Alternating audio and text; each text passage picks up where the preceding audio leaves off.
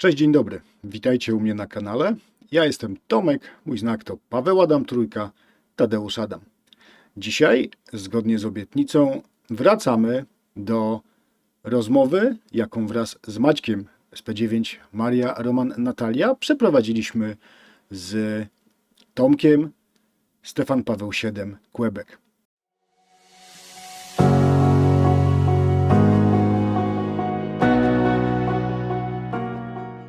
A jakie są najczęściej popełniane błędy przy nauce nadawania na sztorcu?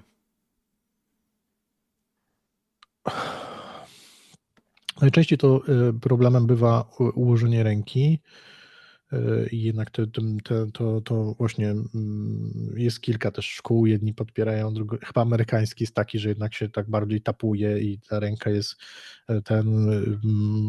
są też takie, gdzie właśnie z podparciem, ale najczęstszym właśnie problemem to jest jednak niezachowywanie tempa, niezachowywanie odstępów, za duże przeciąganie elementów i to później słychać. Wiadomo, to ja to znam tylko z opowieści od starych telegrafistów. Większość moich kolegów, którzy obecnie są aktywni, to oni używają kluczy elektronicznych z drobnymi wyjątkami. No i oczywiście z wyjątkiem Francji, tam wszyscy się lubują w bugach i nadają na bugach. To można było właśnie rozpoznać po stylu nadawania korespondenta, nawet nie słysząc jego znaku. Wiem, że ci tacy super wprawieni operatorzy, oni się rozpoznawali po tym. Rozpoznawali się też pewnie po innych charakterystycznych rzeczach, rzeczy. Bardzo często te ich nadajniki były samopałami i miały różne tam niedociągnięcia i jeden miauczał w taki sposób, a drugi w inny. Ale no, mogli to sobie usłyszeć jakoś. Ale mówię, no największe błędy to są właśnie te związane z tempem i z utrzymaniem odpowiedniej długości elementów. Okej. Tomek, no to manipulatory. Tych manipulatorów jest mnóstwo. Kosztują bardzo różnie, od bardzo tanich do bardzo drogich. Skupmy się na tych najtańszych. Gdzie jest to takie absolutne minimum? To znaczy, czego człowiek, który chciałby zająć się telegrafią, zdecydowanie nie powinien dotykać, bo tylko się zniechęci. Ile trzeba wydać na najtańszy, racjonalny manipulator? Czy można zrobić manipulator samemu? Tych pytań jest cała masa, jeżeli chodzi o to sprzętowe podejście. Jakie jest twoje zdanie, co ty byś polecił? Jest trochę chińszczyzny oczywiście też od takich ja trochę... Ja trochę uważam, że to jest tak jak z nauką na gry na instrumencie. Jeśli dasz komuś polskiego defila, który już przeżył swoje i to ja nie wiem, czy ta osoba będzie miała, czy ona będzie miała w ogóle fan z nauki, nie? I jak to będzie kiepsko brzmiało. A właśnie jednym z elementów bardzo istotnych w nauce jest to, żeby sama pogoń za króliczkiem dawała już radość, a nie to, że się tego króliczka złapało. Tego króliczka trzeba gonić cały czas, to znaczy w tej telegrafii później dalej będą jakieś elementy, które będziemy chcieli dogonić. I tutaj tak samo, no jednak warto byłoby wycelować w coś z tej średniej półki raczej już, a nie jakiegoś Chińczyka. Te Chińczyki mają często problem, one nie trzymają parametrów, w sensie są luźne na łożyskach. Jakość tych styków jest taka, że później jak uczymy się nadawania, to nam te elementy nie wskakują, a to się później właśnie okazuje, że właśnie te styki są takiej jakości raczej średniej, więc no, warto celować w coś takiego średniego. Oczywiście można też wykonać samemu, jest parę fajnych projektów kluczy DIY, ludzie je robią i to się nadaje nawet do używania. Sam używam takiego klucza, akurat nie mam go tu pod ręką, ale używam takiego klucza właśnie zrobionego na drukarce 3D i on się świetnie nadaje do jakichś wyjazdowych tematów. Ale nie ukrywajmy, że nasze hobby nie jest hobby należących do tanich i wydanie na manipulator jakiejś kwoty pomiędzy, nie wiem, 400 zł a 1000 zł to nie jest jakieś nie wiadomo co. Nikt nie musi sobie od razu kupować najwyższego modelu Begali za tam, nie wiem, 600 czy 800 euro. Oczywiście to jest piękny mebel i on będzie nadawał tak samo jak ten za 100 euro. Będą tam oczywiście, będzie to dużo precyzyjniej wykonane i będzie dużo ładniej wyglądało, ale na początek nie potrzebujemy aż takiego manipulatora. Jest też paru kolegów w Polsce, którzy robią bardzo fajne klucze. Nie wiem, czy możemy zareklamować Możemy. Kazika SWT i jego manipulatory spod flagi Prektor. Bardzo fajne manipulatory, które nie kosztują majątku, mają już magnetyczny naciąg, styki są w miarę przyzwoite. Sam używam takiego manipulatora jako drugiego i on sobie tam leży na działce zawsze i czeka i żeby nie wozić tam i z powrotem. W domu oczywiście używam Begali. Nie wyjmę go teraz, nie pokażę wam. Za dużo musiałem tu rozpinać. Którego? Ja używam Begali Simplex Pro. Dokupiłem do niego tylko aluminiowe opadki. Jest to jeden z tańszych manipulatorów. Wydaje mi się, że wtedy, kiedy ja go kupowałem, to przy ówczesnym kursie euro to było coś w okolicach chyba 800-900 zł. Obecnie to jest pewnie coś koło 1000 czy tam 1000 z jakimś kawałkiem, ale to dalej jest klucz, który prawdopodobnie wystarczy ci na całe życie. W sensie kupisz i nie będziesz potrzebował nic lepszego niż to. No chyba że lubisz kolekcjonować albo lubisz ładne rzeczy, to kupisz sobie coś fajniejszego. Za to odradzam klucze właśnie jakieś takie tanie z jakichś dziwnych źródeł, albo tak zwane pułkowniki, czyli takie, które ładnie wyglądają na półce, są jakimiś tam wyrobami z mosiądzu, ale to szybko się nie dzieje, wymaga sporo wkładu, później pracy, czyszczenia tych styków, żeby to fajnie działało. Nie? Ale na półce wygląda zacnie. Ale na półce tak, oczywiście. A przecież, to tak zwany przecież my jesteśmy gadżeciarzami, to nie podlega dyskusji, my lubimy tam sobie poustawiać. Więc tak. A gdzie szukać materiałów do nauki? W sieci. Gdzież obecnie szukać materiałów, jak nie tam. No, ja polecam oczywiście titawa.pl. Jeśli ktoś ma też ochotę kontrybuować i wrzucić tam jakieś materiały i chce się nimi podzielić, to nie ma problemu. Jest oczywiście taka możliwość. No właśnie w takich miejscach jak LCWO.net, tam też jest forum na LCWO i można szukać materiałów lub o nie spytać, tudzież sama strona jest w sumie materiałem gotowym do nauki. No i tyle. No. Przede wszystkim to też nie bać się pytać kolegów. No. Koledzy nie gryzą, bardzo chętnie pomogą, szczególnie telegrafiści. Bardzo nam zależy, żeby ta sztuka nie umarła, tak? A powiedz, na Titawie materiałów wideo, tam jest wszystko, czy raczej odsyłać na twój profil na YouTubie, żeby czy tam jest pełna setlista? Bo mówisz o tym, że u mnie na YouTubie są materiały takie do nauki. Tak, sporo. Wydaje mi się, że możesz i tam, ale również na Titawie. Na Titawie, wydaje mi się, że na Titawie gdzieś mam wrzucony też link do titawa.pzk.pl, to jest ten serwer, na którym koledzy trzymają tam swoje różne strony, a ja za to trzymam tam pliki z gotowym kursem na przykład.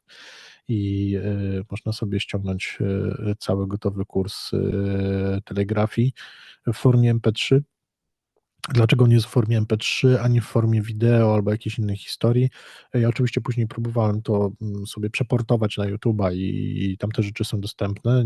Nie uniknąłem też błędów, wiem, że tam jest błąd w jednym nagraniu. BT na przykład, przy znakach tych specjalnych BT powinno się nadawać razem, jest tam nadane rozdzielnie. Gdzieś tam zapomniałem jakiegoś ustawienia w programie i tak wyszło. Wydaje mi się, że na tych MP3 jest to raczej poprawnie. Ale dlaczego taka forma, a nie inna? Z tego względu, że obecnie MP3 format odtwarza w sumie wszystko, od lodówki po mikrofalówkę przez nasze smartfony i możesz sobie zadbać o takie środowisko, w którym nic ci nie będzie rozpraszało, puścisz sobie to nagranie MP3, weźmiesz sobie kartkę i ołówek i przebrniesz sobie przez tą lekcję, także bardzo, bardzo polecam. Ja próbowałem uczyć się za pomocą mikrofalówki, ale skończyło się w ten sposób, że lodówka się wkurzyła i czytała mi to otwartym tekstem normalnie. Kodowała, więc Tak nie może wiem, być. jak to w kuchni ogarnąć. W samochodzie jest prościej. Wiem, że jest trochę kolegów, którzy słuchają otwartego tekstu w samochodzie jadąc. Tak, bo na właśnie titawa.pzk.pl tam jest takie małe repozytorium, jest też oczywiście wyrywkowo, bo nie można całego wrzucić. Jest tam parę e-booków i można sobie posłuchać. W tym momencie, nieświadomy tego, że wyłączyłem sobie mikrofon, opowiadam o koledze z 5. okręgu, który na dźwigni zmiany biegów zamontował sobie manipulator i nadawał w czasie jazdy. Ja chyba widziałem takiego wariata ze Stanów, który w ogóle w trakcie jazdy normalnie tak robi łączności na telegrafii. No już jest wyższy poziom. No, da się, no. Dobrze mieć wtedy automatyczną skrzynię biegów. To trochę upraszcza. Tak, zdecydowanie tak. Już wiemy, po co są automaty. Wspomniałeś o książce Łukasza Kłedę. Mhm. Była jeszcze taka książka, która była tłumaczona na polski po amatorsku i Tak. pozbierana. Nie wiem, czy pamiętasz, co to było? To się nazywało. Momencik. Czy nie sztuka telegrafii po prostu? Tak, ale tam był dłuższy tytuł, przepraszam, ja teraz z głowy nie. The Art and. Nie przypomnę sobie. Ale tak, jest kilka książek. Całkiem niedawno powstało też parę fajnych pozycji telegraficznych angielskojęzycznych. Na przykład jest chyba książka Zen i radiotelegrafia, coś takiego, już nie pamiętam, ale rewelacyjna, naprawdę, bardzo, bardzo polecam. Ja to nie ze wszystkim tam się zgadzam, ale to jest fajna książka, bo mówię, ucząc tej telegrafii się, to jak się tam, że tak powiem, zanurkuje w ten temat, to fajnie sobie poczytać te różne historie, które za tymi ludźmi się kryją i to jest bardzo fascynująca sprawa, a ta książka jest jednym właśnie z takich historii, która stoi za tym, jak ktoś podszedł do tej nauki. Prawie tak dobre jak sztuka obsługi motocykla. To jest dokładnie tak. Ja bym chciał jeszcze zaznaczyć jedną taką bardzo istotną sprawę. Czy wiecie, co jest głównym przyczynkiem na czym przyczynkiem? No, co jest celem nauki tej telegrafii? Bo rozmowa z innymi ludźmi. Też. No tak, przede wszystkim, tak, ale wyjście w eter, nie? No tak. I jednak bycie obecnym na weterze. To ja dla tych, którzy nas słuchają, chciałbym powiedzieć, nie bójcie się wychodzić w eter. W sensie bardzo często ten moment jest za bardzo odwlekany. Ludzie gdzieś tam męczą tą telegrafię i ćwiczą i tak, o nie, ja jeszcze jestem za cienki, o nie, tu jeszcze ja za dużo błędów jeszcze robię, o nie, nie, to jeszcze nie teraz, to jeszcze może za miesiąc, albo nie, dobra, jeszcze poćwiczę. Nie róbcie tego, wychodźcie po prostu w eter. Telegrafiści to jest bardzo tolerancyjne środowisko i nawet tutaj, nie wiem, pozdrawiam, jeśli będzie nas słuchał Marcin Esku 9 ta Pamiętam jego kroki, tutaj pomagaliśmy mu bardzo aktywnie, pojawiał się na 3565 i na początku te łączności były takie naprawdę powolne i tak dalej. Teraz gość po prostu wymiata, rewelacja, robi aktywności i sota, pota i w ogóle, ale właśnie o to chodzi, żeby przełamać się i wyjść w eter z tego względu, że to daje największego kopa i to wiem po sobie. Tak? Te No pierwsze właśnie, ale łączności to to powiedz, jest po prostu gdzie taki tą hype się grupę wystaje, wsparcia że można znaleźć?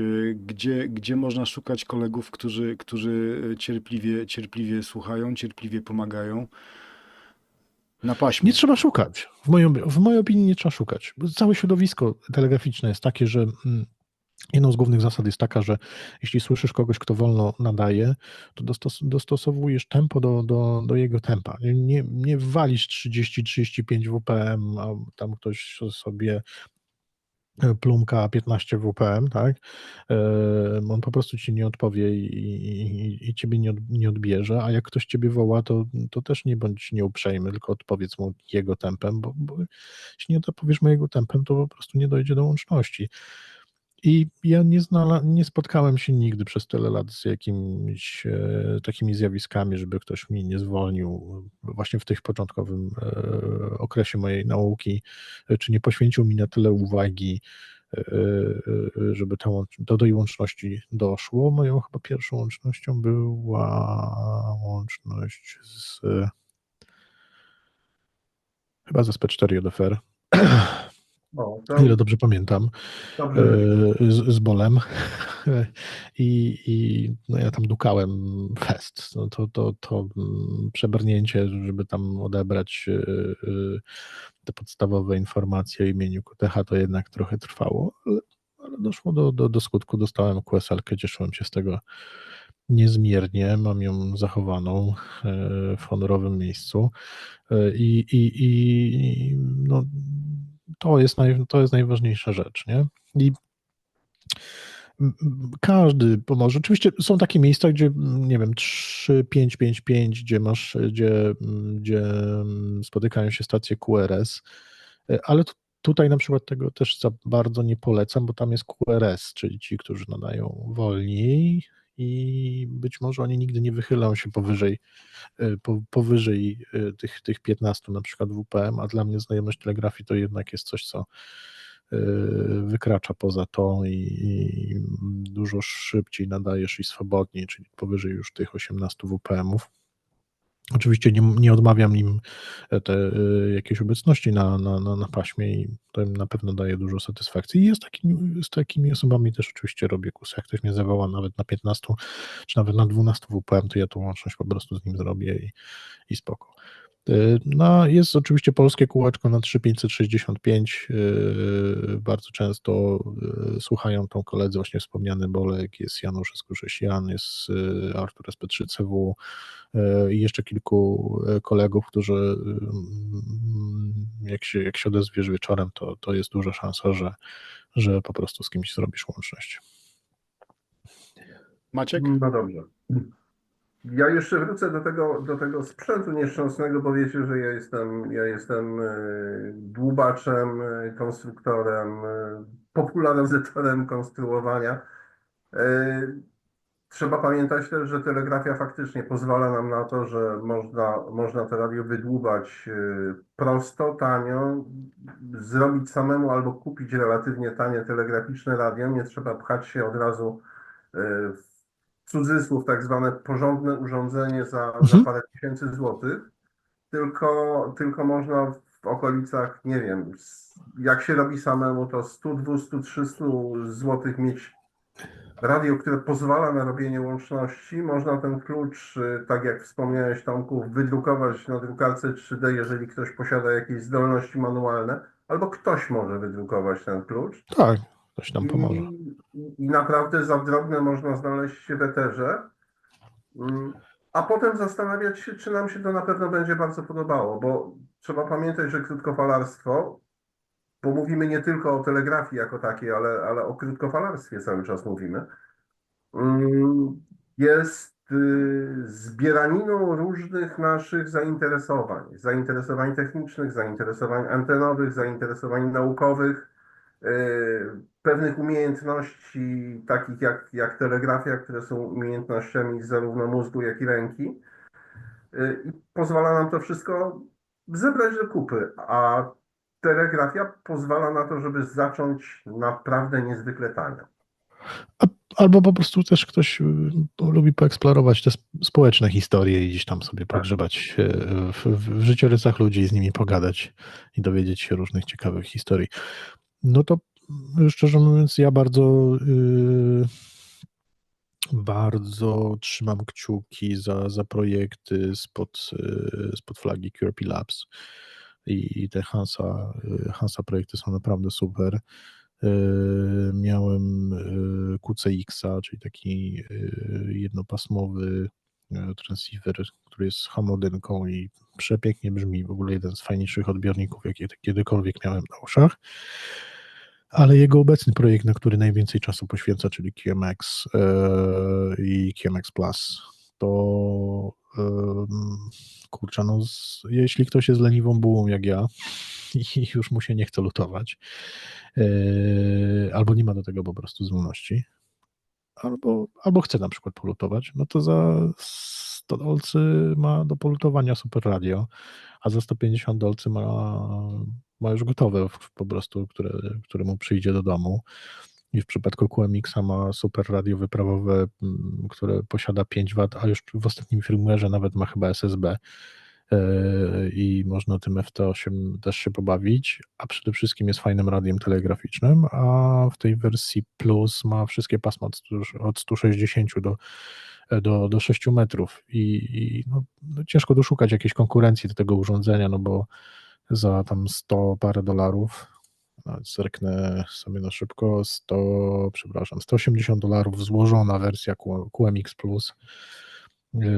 Masz radio, które jest all mode, all bands. Trudno tu chyba znaleźć coś Nie do fajniejszego. przebicia. Jakoś. Nie do To jest, przebicia, tak, a to jest nie do przebicia, tak. tego się niezwykle przyjemnie słucha. To znaczy, ja mówię w tej chwili o QCX-ie, bo jego akurat miałem przyjemność słuchać i to jest takie niezwykle miłe, miękkie w odbiorze.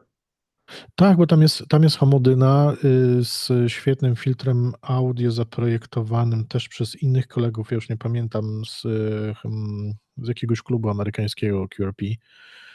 Oni to dystrybuowali w ogóle komercyjnie też chyba jako jakiś tam moduł, gdzieś tam sobie finansując jakieś rzeczy w klubie dzięki temu. I Hans tam sobie z nimi pogadał, doszedł do wniosku, że to fajnie brzmi i zaaplikował w swoim rozwiązaniu. Ja jedynie tylko żałuję, że QCX nie wyszedł w wersji wielopasmowej, a nie dostępny tylko w wersji monobandowej. Ale jeśli ktoś chciałby się skupić tylko na telegrafii, to mówię, to jest jeden z fajniej brzmiących odbiorników, tak pięknie, analogowo, no coś fajnego, naprawdę. I za grosze. Bo QCX to tam jest pewnie, nie wiem, w okolicach 60 dolarów. No tak, 57 dolarów. No tak. Maciek wraca z uporem maniaka do spraw sprzętowych, to ja pociągnę ten wątek. A jak się robi łączności bez manipulatora, bez klucza? Na telegrafii. Tak. Na pewno pijesz do tego, co tam się wygłupiali w Burzeninie, a dokładnie Maciek z P7VV.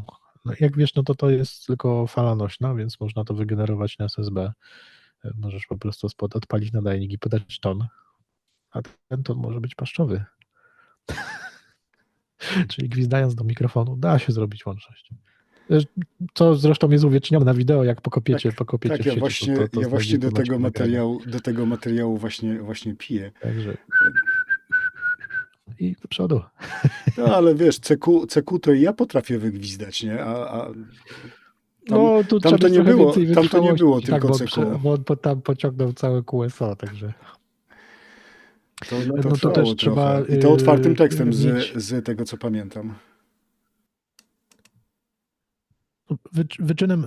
Wyczynem tutaj jeszcze przy tym paszczowym nadawaniu telegrafii to jest, trzeba utrzymać ten ton, żeby trafić korespondentowi w filtr, no bo jeśli korespondent słuchał na CW i miał jakiś wąski filtr, to trzeba ten gwizd tam mieć, powtarzalny ton, więc tutaj szapoba dla Maćka z P7VV i jego wyczynu, że zrobili tą łączność coś niesamowitego i później wiem, że tam wśród kolegów prawie wiralowo się to nagranie rozchodziło. Okej. Powolutku będziemy już do brzegu płynęli, ale ja jeszcze zapytam o jedną kwestię. Jak bardzo dzisiaj popularna jest telegrafia wśród krótkofalowców? Mówię globalnie, nie tylko w Polsce. Statystyki chyba publikuje między innymi takie portale jak QRZ.com i wszystkie te, które zbierają logi. Tam pokazuje jasno, że te łączności cyfrowe zyskały bardzo mocno na popularności, ale telegrafia dalej jest bardzo, bardzo popularna. Wystarczy zajrzeć w wycinki telegraficzne, kiedy są jakieś zawody.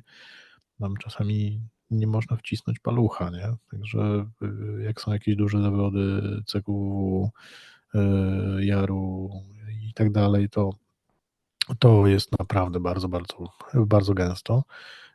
I nawet w takiej codziennej praktyce nie zdarza się taki dzień, żeby nie zrobić jakiejś tam łączności na CW, odpalasz sobie jakieś tam pasmo i zawsze się korespondent znajdzie, także miejmy nadzieję, że to za szybko nie umrze nam.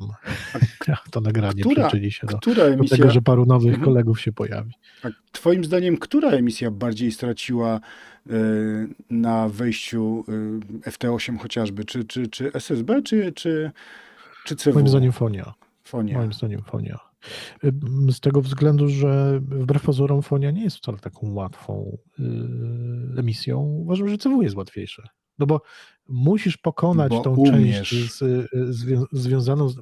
Okej, ale już pokonałeś tą część, tak? I przemogłeś się i pokonałeś tą część. I umiesz, tak? I to jest jedyna trudność, którą musisz pokonać, a później już jest tylko łatwiej. Dużo łatwiej jest zrobić łączność na CW niż na Fonii. I trzeba pamiętać, że krótkofalarstwo i robienie łączności jest w pewnym sensie takim klasycznym przykładem gamifikacji, czyli bawimy się w zbieranie tych Pokemonów kolejnych i jak już umiemy tą telegrafię, to łapanie ich na telegrafii jest znacznie prostsze niż na SSB. Jednak robienie DX-ów, robienie kolejnych krajów na telegrafii wymaga mniejszej mocy, wymaga mniejszych, czy też mniej skomplikowanych, mniej rozbudowanych anten. Pozwala na dużo więcej w gorszych warunkach propagacyjnych. No, to są takie kluczowe elementy, które powodują, że... Właśnie ta gamifikacja też jest przyczynkiem do tego, że prędzej czy później ludzie zaczynają się interesować telegrafią, no bo nazbierałeś tych Pokemonów na Fonii, no bo jesteś wyposażony w aparat mowy i to po prostu natywnie umiesz, zrobiłeś sobie na FT8, a to jest najprostsze, bo to poklikasz i jest, tam niewiele trzeba wysiłku włożyć. No i potem co, nie? I nagle się okazuje, że może bym się zaczął tutaj czymś jeszcze innym, trudniejszym interesować, nie? A w tym, że jest łatwiej, to na przykład, nie wiem, że koledzy na przykład, którzy robią EME, to oni zaczynają od cyfrówek i telegrafii, jeśli ktoś potrafi telegrafię. To też pokazuje, gdzie ten próg właśnie w porównaniu do Fonii jest. Fonia jest po prostu trudniejsza. Ja też przestałem lubić na przykład zawody SSB. Po prostu bardziej mnie męczą. Poza tym zrobienie Meteor Scatter na SSB, powiem, rzecz nieprosta. Nie wiem, nie próbowałem, ale wierzę ci na słowo. No, zapewne tak jest. No. Nie wiem, czy w ogóle możliwe. Telegrafia po prostu ułatwia wiele spraw. No. Dobrze. To jest fakt. Ja z braku anten, przepraszam Maćku, ja z braku anten ostatnimi laty w zasadzie biorę udział wyłącznie w jakichś kontestach telegraficznych.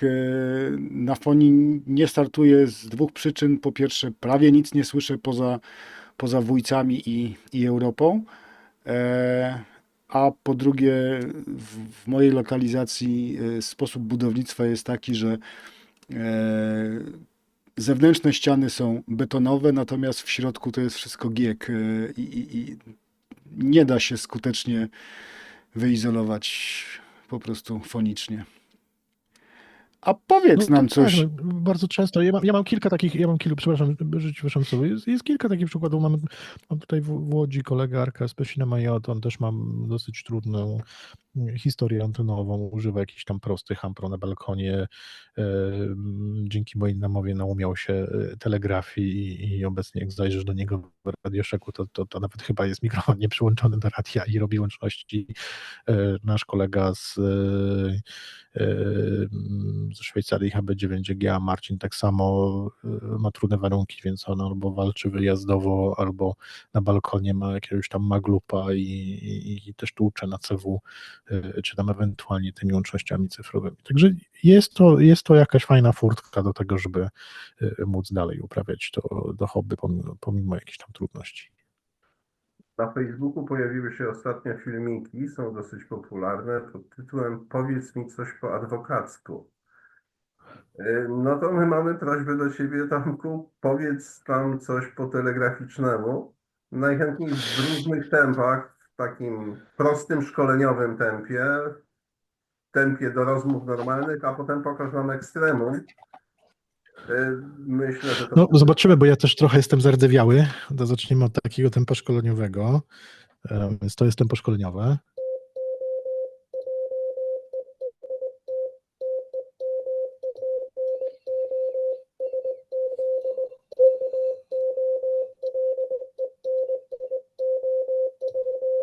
To jest tempo szkoleniowe. Teraz tempo takie, które się używa na co dzień, to jest tak gdzieś pomiędzy 25 a 30 WPM. To już jest 25. Powiedzmy stawę 27.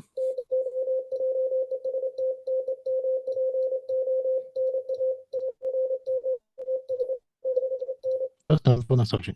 No a w tempach takich już szybszych, no to koledzy często wychylają się powyżej 30, 35, 40. Są tacy szaleńcy jak Janusz Eskuszesian, którzy potrafią tam aż pod 70, 80 podjechać.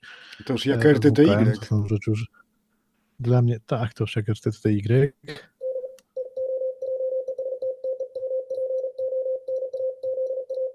O.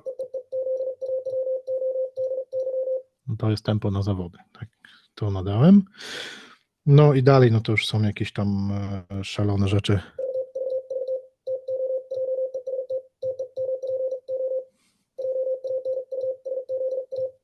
To jest tempo Janusza. Okay. Wiesz co, ale to ja zapytam jeszcze. No. Ja jeszcze zapytam, bo zaprezentowałeś tempo na zawody. Co mówią statystyki o skuteczności? No bo nadać to jedno, ale druga strona musi to odebrać. Dla mnie tempo zawodowe jest zdecydowanie za szybko.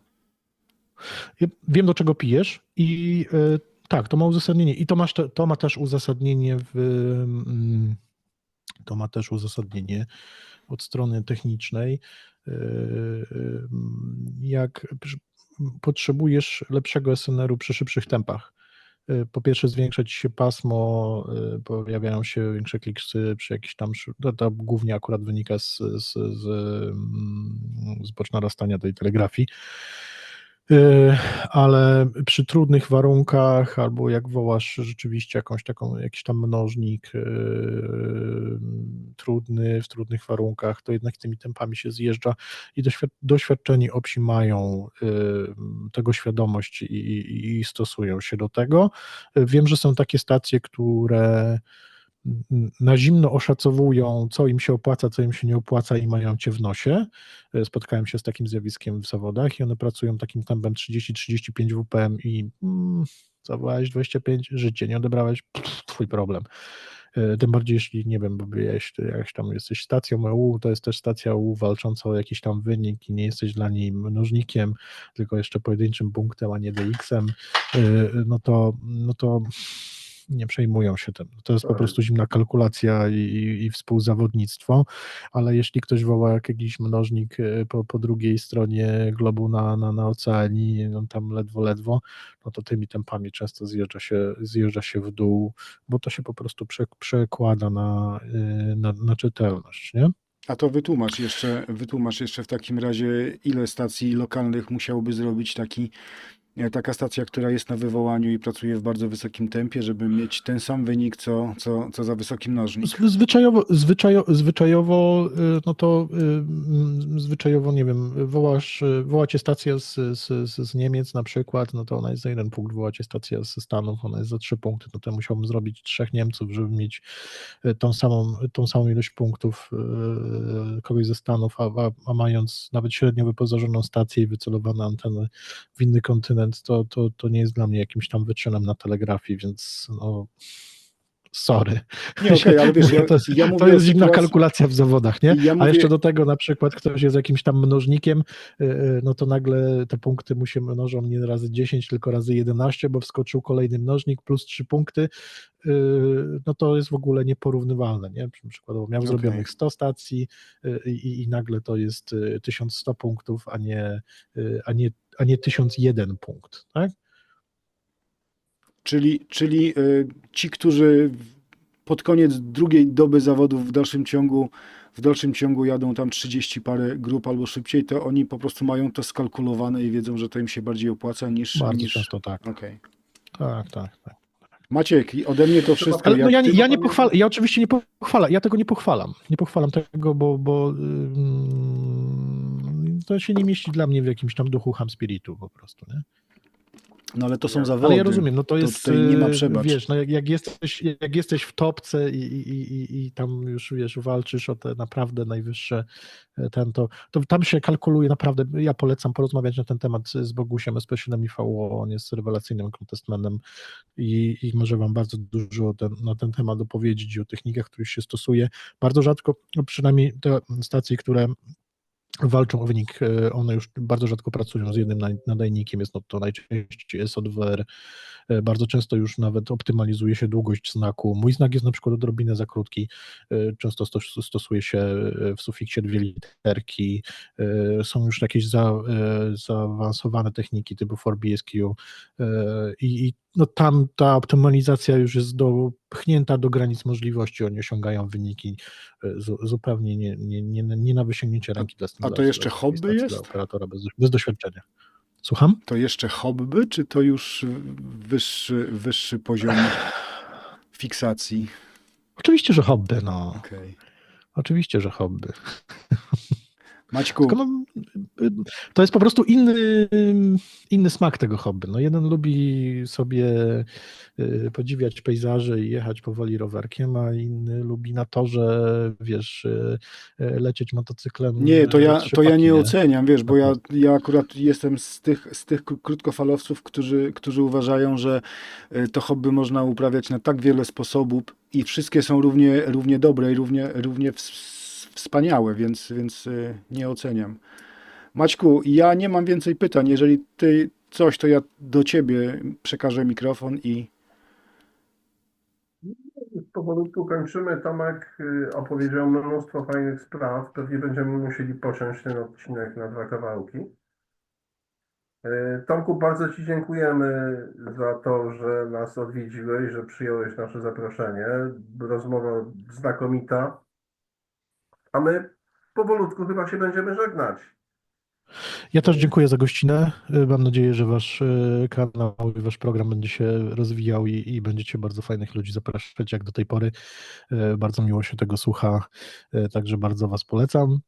Ja tylko na koniec powiem, nie bójcie się telegrafii, nie bójcie się tej drogi, nie bójcie się wychodzić na pasmo, nie bójcie się pytać o pomoc i mam nadzieję, że prędzej czy później spotkamy się na falach eteru na tej przepięknej, jedynie słusznej emisji. Słuchajcie, jeżeli macie jeszcze jakieś pytania dotyczące telegrafii, dotyczące nauki telegrafii, dotyczące posługiwania się telegrafią, to piszcie w komentarzach.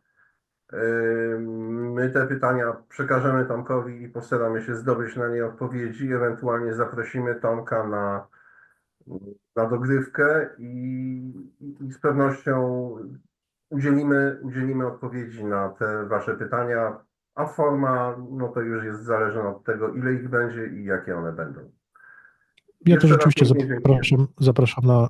Oj, przepraszam. Ja też rzeczywiście zapraszam na Facebooka, na grupę titawa.pl, czy na stronę, ewentualnie na grupę telegramową. Tam można zadać pytanie i ja jestem nie tylko tam jest też dużo kolegów, którzy przewyższają mnie doświadczeniem i umiejętnościami i bardzo chętnie dzielą się swoją wiedzą, także pomogą Wam i odpowiedzą na wszelkie Wasze pytania, nawet te, które wydają Wam się głupie, to zgodnie z zasadą nie ma głupich pytań, są tylko głupie odpowiedzi, także nie bójcie się tych pytań artykułować i kierować ich do nas. Wszystkie linki do stron, które Tomek wymienił, znajdziecie w opisie pod spodem do tego materiału. Okej, Tomku, Dziękuję, Tomku. pięknie dzięki. To była naprawdę duża przyjemność słuchać Ciebie. Cała masa wiedzy, której wcześniej nie miałem. Także dzięki jeszcze raz i co? I tradycyjnie. Ja jestem Tomek, mój znak to Paweł Adam Trójka, Tadeusz Adam, wraz ze mną był Maciek, SP9 Maria Roman, Natalia, przepraszam, a naszym gościem był dzisiaj Tomek, SP7 Queen. Dzięki piękne. Dzięki, cześć.